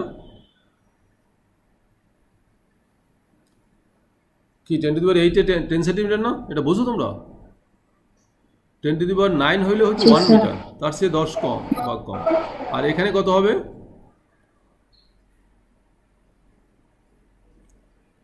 10⁻³ মিটার। মানে এটা কি দিল বলো তো, কত এটা? 10 সেন্টিমিটার থেকে 10⁻³ মিটার মানে কতটুকু? 10 সেন্টিমিটার থেকে 1 কিলোমিটার, মানে এর তরঙ্গ দৈর্ঘ্য 1 কিলোমিটার পর্যন্ত হতে পারে। এই যে রেডিও ওয়েভ, রেডিও ওয়েভ আমরা এই যে ইথারের মাধ্যমে, যে রেডিও ওয়েভের মাধ্যমে, রেডিও ওয়েভ দিয়ে আমরা, এটা তো একটা শব্দ তরঙ্গ, তাই না? না কি তরঙ্গ? এই রেডিও ওয়েভের মাধ্যমে আমরা আমাদের কথা, তারপর আমাদের এই বিভিন্ন ছবি, এগুলা এক জায়গা থেকে আরেক জায়গায় স্থানান্তর করতে পারি। এটার শক্তি খুব কম, কিন্তু তরঙ্গ দৈর্ঘ্য অনেক বেশি। ঠিক আছে? দেখো, এটা সাধারণত যাদের বিজোড় ইলেকট্রন আছে বা বিজোড় প্রোটন আছে, ধরো সাধারণত ইলেকট্রন না তো প্রোটন এর জন্য দায়ী। তো যাদের বিজোড় প্রোটন আছে, বিজোড় ইলেকট্রন থাকা মানে বিজোড় প্রোটন থাকা। বিজোড় প্রোটন থাকলে কি হবে? জোড় প্রোটন হইলে তাদের বিপরীত দিকের কারণে ওরা নিউট্রাল থাকে। কিন্তু বিজোড় প্রোটন থাকা মানে একটা ভিন্ন প্রোটন, তাহলে ভিন্ন চুম্বক ক্ষেত্র। ওই চুম্বক ক্ষেত্রের জন্য একটা শক্তির পরিবর্তন হয়। সেই শক্তিটা হলো এই রেডিও কম্পাঙ্ক অঞ্চল, ওই শক্তির জন্য দায়ী। ওই শক্তির ফলে এই রেডিও কম্পাঙ্ক অঞ্চলের তরঙ্গ সৃষ্টি হয়। বুঝছো? বিজোড় ইলেকট্রনের জন্য একটা ওখানে ম্যাগনেটিক মোমেন্ট থাকে, এবং সেই ম্যাগনেটিক মোমেন্টের কারণে ধরো এখানে ইলেকট্রন আছে 13টা, তাহলে 14টা থাকলে জোড়, মানে একটাকে নিউট্রাল করলো। এই 13তম যে প্রোটনটা ছিল, ইলেকট্রন না প্রোটন, তো এটা ভিন্ন চুম্বক ক্ষেত্র তৈরি করলো। তো ভিন্ন চুম্বক ক্ষেত্র তৈরি করলে কি হবে? যদি আমরা ওখানে একটা মানে বাহির থেকে একটা চুম্বক ক্ষেত্র ওখানে আনি, তাহলে এই যে পরমাণুর চুম্বক ক্ষেত্র আর ওই যে চুম্বকটা আনলাম, এদের মধ্যে একটা ইন্টারাকশন হবে। ফলে একটা শক্তি উৎপন্ন হবে। সেই শক্তিটা হলো এই রেডিও ওয়েভ, সেই শক্তির মাধ্যমে এই রেডিও ওয়েভ সৃষ্টি হয়।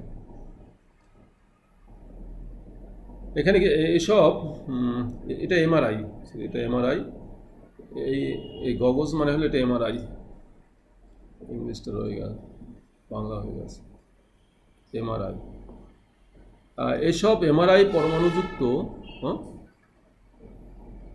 এমআরআই কেমন হচ্ছে, যৌগিক শক্তিশালী চুম্বক ক্ষেত্রের প্রভাবে রেখে রেডিও ওয়েভস প্রয়োগ করে এমআরআই ম্যাগনেটিক অনুরণন ইমেজ পরীক্ষা পদ্ধতি আবিষ্কৃত হয়েছে। আচ্ছা, এখানে এমআরআইয়ের কথা বলি একটু, এটা আমরা পড়াবো পরবর্তীতে। এমআরআইটাকে বলা হয় ম্যাগনেটিক রেজোনেন্স ইমেজিং এর কথা। মূলত এটার কেমিস্ট্রি ভাষায় এমআরআই বলা হয় না, এটা হলো এনএমআরআই, এখানের সাথে একটা এন আছে কেমিস্ট্রি ভাষায়। মেডিকেলের ভাষা এটা, কিন্তু কেমিস্ট্রি ভাষা হলো এনএমআরআই। এটা হলো, এটাকে বলা হয় নিউক্লিয়ার। কিন্তু মেডিকেলে যদি নিউক্লিয়ার কথাটা ব্যবহার করা হয় তাহলে এটা কিন্তু বিপজ্জনক। নিউক্লিয়ার মানে হলো বুঝবেই যে এটা তেজস্ক্রিয় ব্যাপার।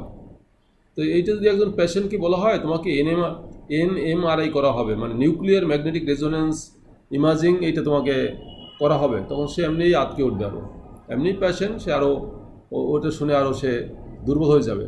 সেই জন্য এনটাকে বাদ দেওয়া হয়েছে। মূলত কথাটা হলো এনএমআরআই, নিউক্লিয়ার ম্যাগনেটিক রেজোনেন্স ইমেজিং। এখন এটা মূলত হলো এটা একটা শক্তির পার্থক্য। সেই শক্তির পার্থক্যের সাহায্যে আমরা আমাদের শরীরের বিভিন্ন ডিফেক্ট, বিভিন্ন রোগ, এগুলো আমরা নির্ণয় করতে পারি। এটা আমরা পড়ব পরবর্তীতে, একটা প্রয়োগ করার সুযোগ আছে আমাদের। এক নজরে তড়িৎচুম্বকী বর্ণালীর তরঙ্গ দৈর্ঘ্য দেখো তো, এটা আমি যেটা যতগুলো পড়েছি সেটা এখানে দেওয়া আছে। এই কসমিক রশ্মি, গামা রশ্মি, রঞ্জন রশ্মি, অতিবেগুনি রশ্মি, দৃশ্যমান, অবলোহিত, মাইক্রোওয়েভ, রেডিও ওয়েভ, সব এখানে দেওয়া আছে। এক নজরে তুমি সবগুলো এখানে শিখতে পারবে ও মনে রাখার জন্য, যদি এমসিকিউর জন্য দরকার হয়। গাণিতিক সমস্যা, এটা করো নিজেরা, এটা আমি কিছু বলবো না, আমি শুধু তোমাদের একটা ইকুয়েশন লিখে দেই। কী জন্য ইকুয়েশন ছিল? C is equal to nu by c is equal to কী ছিল, বা সি ইজ ইকুয়াল টু কী ছিল? C is equal to v by lambda. হ্যাঁ, v by lambda. C is equal to v by lambda না, c is sir nu equals to c by lambda ছিল। C সমান ছিল nu lambda, হ্যাঁ c sir. সমান nu lambda, nu সমান c by lambda. এই formula দিয়ে সব করতে পারবে। এখন করো তো দেখি। সিজিয়ামের একটি বর্ণালী রেখার তরঙ্গ দৈর্ঘ্য এত। মনে রাখবে একক সম্পর্কে খুব সচেতন থাকতে হবে। ন্যানোমিটার এটা কোনো একক না, আমরা সিজিএস এসআইতে এটা বসাতে পারি না, সুতরাং সিজিএস বা এসআইতে নিয়ে নিতে হবে। এই রেখার কম্পাঙ্ক বের করো, কী করবা? আর প্রথমে লাগবে কি, আমরা জানি কি লাগবে, আমরা জানি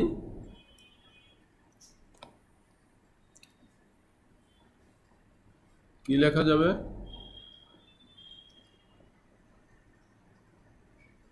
স্যার 657.89 ও হয়ে গেছে। মিটার। জি স্যার। আচ্ছা, আমরা জানি sir new is equal two, sir একটি মান, হ্যাঁ কি হয়ে গেছে সবাই? একটি মান আছে। ও তাহলে তো হয়ে গেছে, তাহলে আমার না করলে হয়তো তোমার হ্যাঁ sir 6.57 C is equal to কি লেখছো? 310 মিটার পার সেকেন্ড। এসআইতে না, কোনো সমস্যা নাই। আচ্ছা, আর ল্যামডা সমান কি লেখছো তাহলে? 456 into 10 to the power 9 meter. হ্যাঁ কি স্যার 9 মিটার সেন্টিমিটার হয়ে যাবে না? হ্যাঁ 1 ন্যানোমিটার 10 ইনভার্স 9 সেন্টিমিটার। না মিটার। আমরা ন্যানোমিটারটাকে মিটারে নেব, তো 10⁻⁹ দিয়ে জি sir 456 into 10 to the power -9 metre. তারপরে ল্যামডা যা আসে তাই। ঠিক আছে,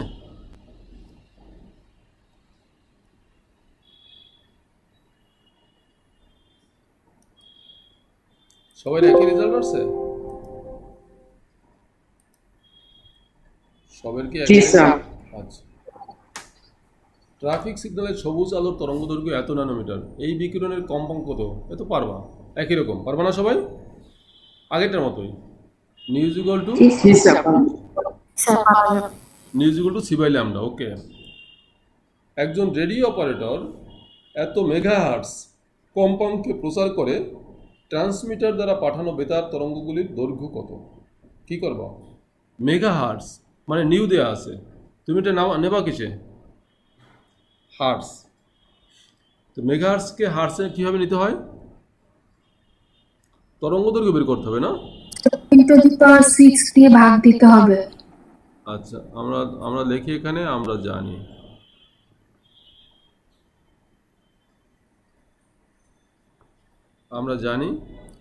কি করতে হবে আমাদের? ল্যামডা না?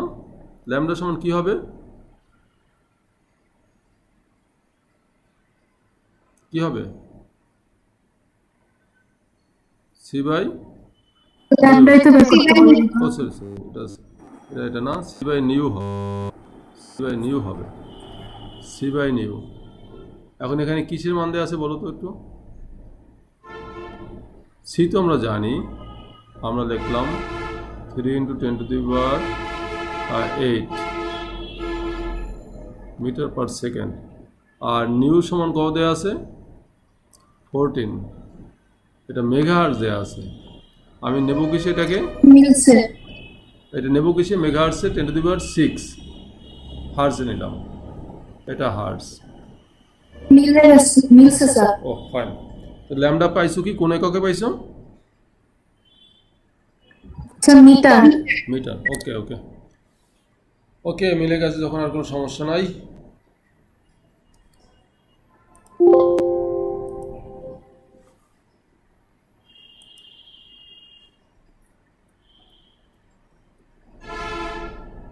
এটা কি? এত তরঙ্গ দৈর্ঘ্যের একটি ইলেকট্রনের শক্তি নির্ণয় করো। কি করবো এখানে? একটা ইলেকট্রনের শক্তি, এটা চাইছে ইভি এককে, বুঝছো? ইভি এককে মানে ইলেকট্রোভোল্ট। এটা বানা, এটা হলো ইলেকট্রন ভোল্ট এককে করতে হবে।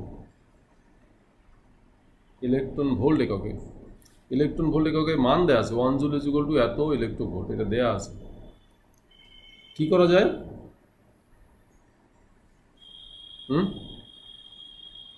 কি করবা? জানা আছে কিন্তু এটা তোমাদের, এই ফর্মুলাও। Is equal to h nu সমান সমান কি লিখবা? H into c by lambda. এখন এই ল্যামডা দেওয়া আছে অ্যাংস্ট্রমে, তুমি এখানে লিখতে পারো ল্যামডা সমান কত দেওয়া আছে? 6630। এটা অ্যাংস্ট্রম, আমি এটা মিটারে নেব। কী হবে? 10⁻⁻10 এত মিটার। এটা ল্যামডার মান পাইলাম। আর এইচ কত দেওয়া? এইচ তো তুমি জানো, তাই না? 6.626 10⁻, কত হবে? মাইনাস কত যেন? 34 জুল সেকেন্ড। আর সি এর মান জানো, দেখো কত আসে। একটা শক্তি পাবা, এত জুল পাবা। সেই জুলটাকে তুমি ইলেকট্রোভোল্টে নিতে হলে কী করতে হবে? এইটা দিয়ে তোমাকে গুণ করতে হবে না? কারণ তুমি এখানে যত জুল পাবা সেটাকে যদি তুমি এই ভ্যালু দিয়ে স্যার হয়েছে। হয়েছে? হ্যাঁ স্যার 1.87 ইলেকট্রোভোল্ট। ওকে ফাইন, তাহলে তো হয়ে গেল। তো এটা পদ্ধতি আমরা শিখলাম। তারপরে হলো গিয়া, স্যার হ্যাঁ বলো। স্যার আমার না আরেকটা ক্লাস আছে স্যার, লিভ হয়ে যাবে। ও আচ্ছা, হ্যাঁ এখনই আমার ছাড়বো এখনই শেষ। এই লাস্ট একদম।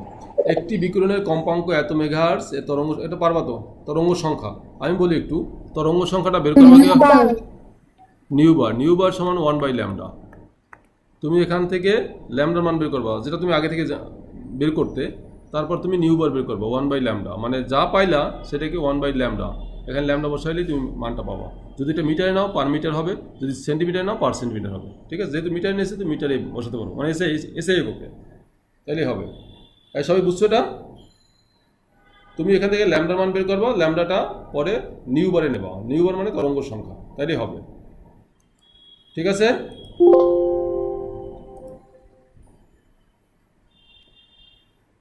কি বুঝতে পারছো সবাই? জি স্যার। হ্যাঁ